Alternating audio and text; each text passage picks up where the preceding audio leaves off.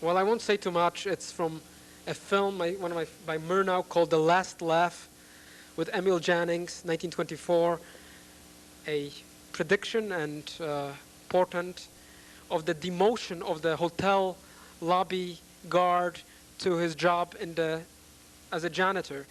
And the whole movie revolves about how to do this job well, and then how to dress up quickly in the toilet in the old uniform and come upstairs again into the lobby to be seen by the old hotel travelers. And on the left is the splendid series of last paintings of Rembrandt of the slaughtered ox. The slaughtered ox as a crucifixion of sorts, but also at the same time a description. Next, please.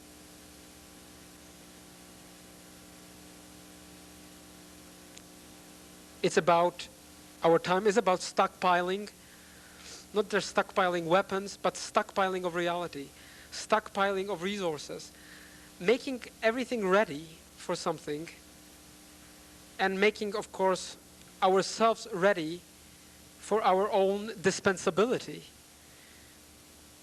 Stockpiling has always interested me, and it has happened in art, in architecture, the stockpiling, as it has happened in all spheres of reality. Next, please.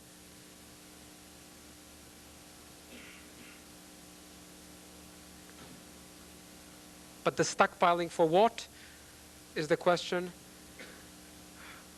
What is the difference between the chain and the liberation, between Ulysses and the workers, between the unplugged ears and the plugged, between the sirens singings and the sirens diving into the water, between this monastic self from La Tourette in Oeuvre Complète by Le Corbusier and his photograph in the same book of the Unité.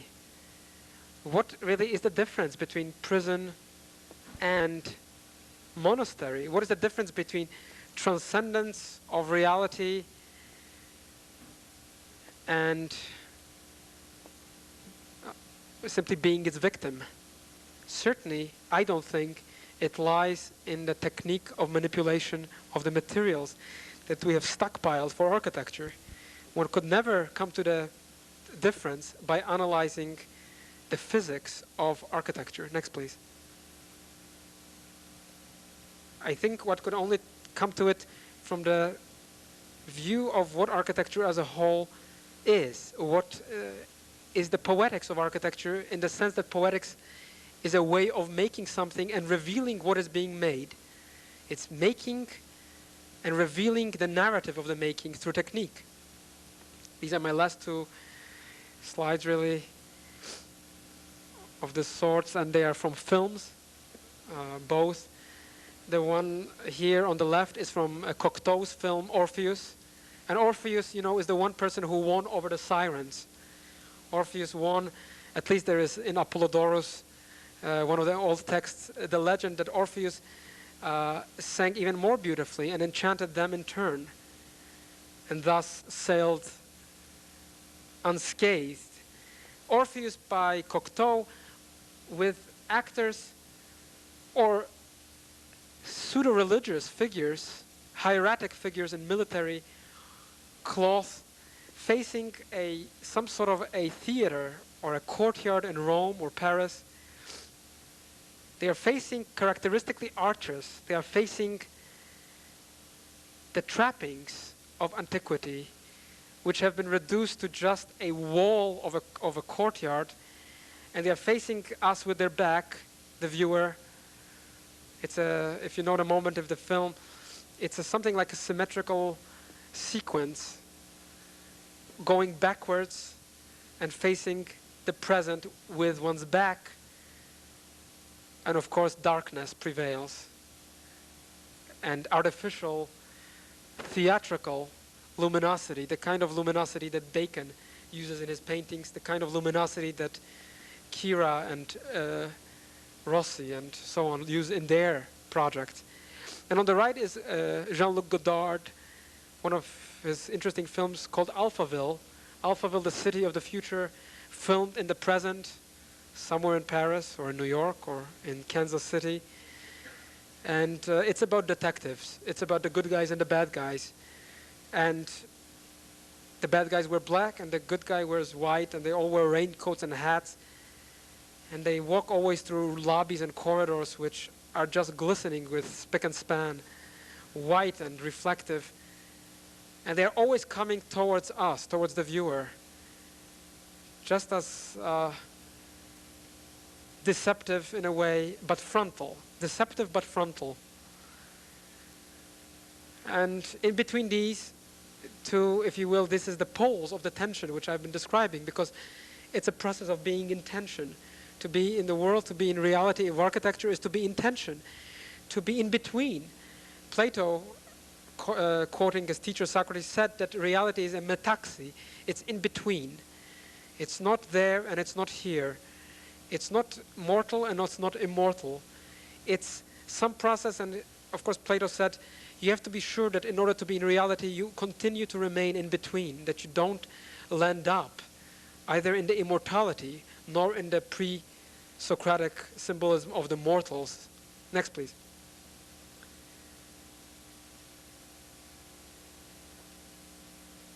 Well, I am just appending this work because I don't think it's very important, not just now, but in general. I append it to you as an illustration of my own effort as an architect. Next, please.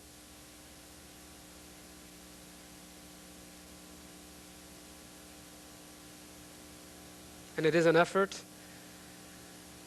It wants to be coherent and not take opium, rather read Jean-Jacques Rousseau, but try to get out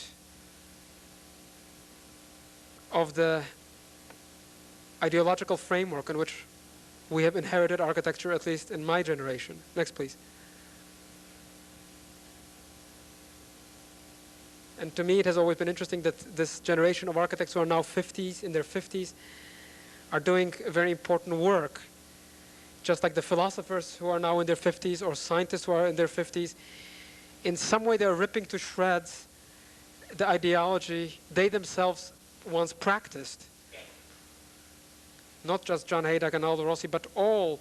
If you read people in psychology and in physics and theology, they're all just ripping apart into small pieces what they themselves still were brought up. And I think for myself, I speak only for myself, I don't have this nostalgia, and I have never gone through the same propaganda. Next, please.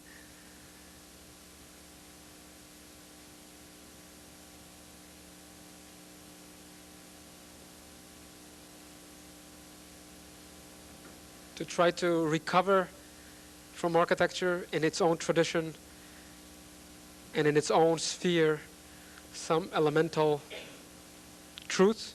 Next, please.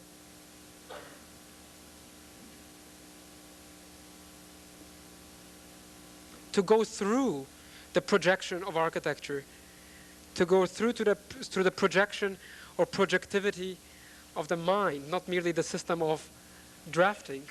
Next, please.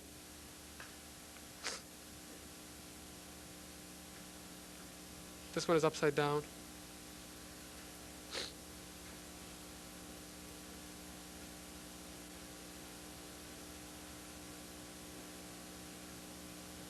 No, that's correct.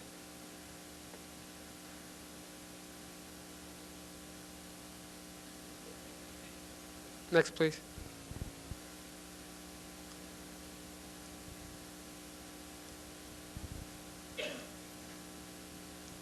Next, please.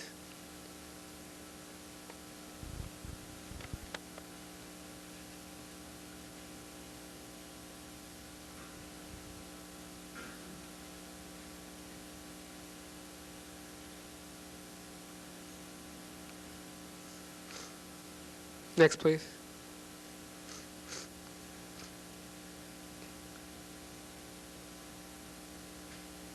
Next, please.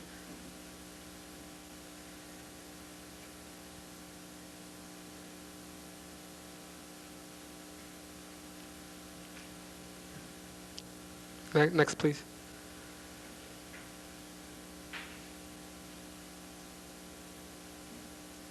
This one is reversed, but it doesn't matter. Next, please.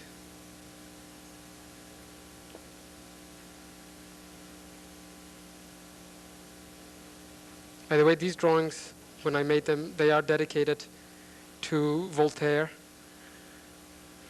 And I just want to read you from T.S. Eliot's poem. He says, "And what there is to conquer by strength and submission has already been discovered, once, twice, or several times, by men whom one cannot hope to emulate. But there is no competition.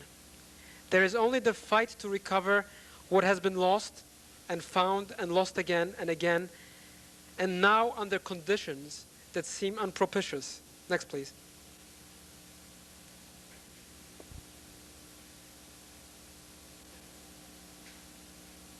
Next, please.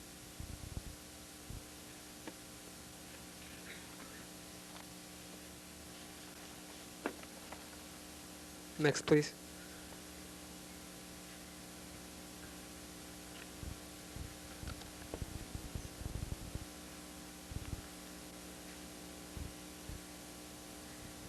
In Gorgias, Socrates addresses Callicles, the sophist. He says, "Well, but on your own view, life is strange.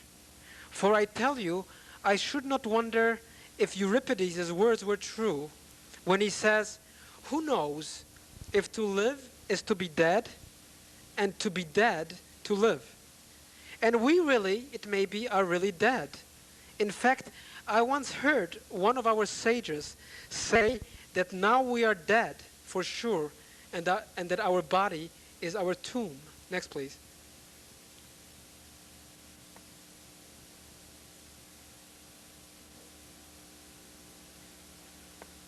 Is it possible to focus this one?